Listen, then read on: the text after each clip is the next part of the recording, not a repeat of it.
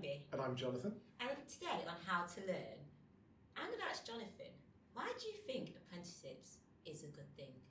I love the apprenticeship model, and I've been looking back, because I'm this sad, I've been looking back at the medieval apprenticeship model, because I've always thought actually it's one of the great examples of learning design, except it's a bit time consuming.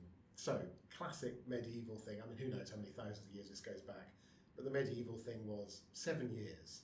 You went and you got apprenticed, and, you signed your documents, your indentures, whatever, to a master craftsperson for 7 years, and you went to, you became a stonemason, or you learned to be a wood craftsman, or whatever, silversmith, whatever trade it was.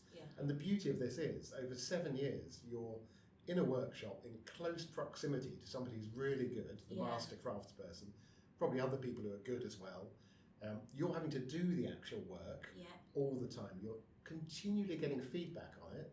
Probably not always the kindest feedback, but let's assume it was a nice master craftsperson, and you're seeing somebody who's really good doing their trade all the time.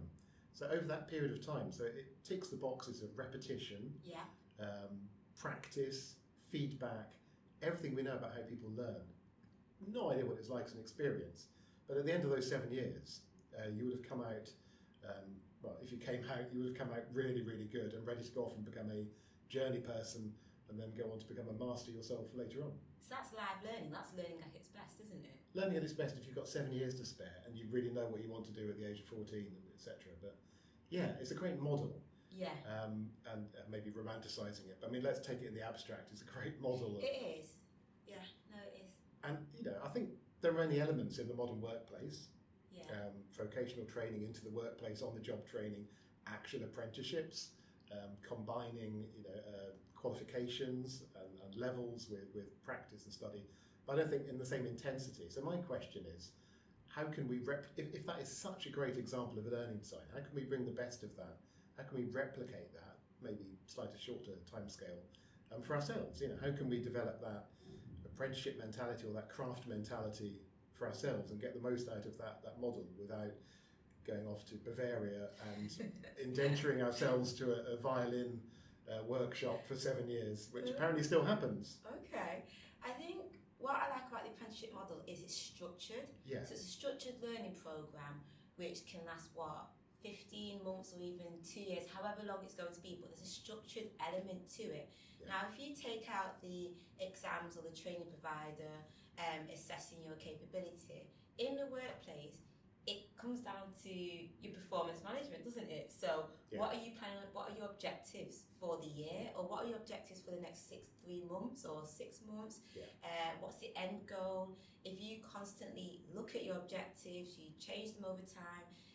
This also goes back to having those monthly conversations with your line managers. So I feel like we do have an apprenticeship model. It's how effectively is it used in your day-to-day work programme. Yeah, and you said about structure, I think that's a really key point. And if you come out of an apprenticeship, possibly you might then experience a loss of structure.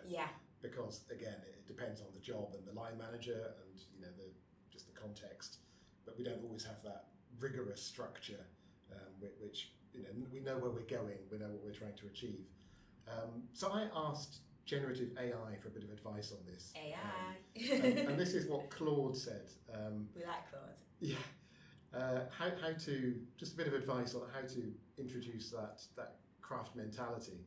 And Claude said, red flags to avoid. This is when you're learning at work. Don't expect too much too quickly. Don't be defensive about feedback. Try to showcase your learning rather than showcase your knowledge. Don't interrupt or argue with experienced colleagues, interesting one. Don't take mentorship for granted, keep looking for it. I mean, so good signs that you're on the right track, and I thought these were interesting.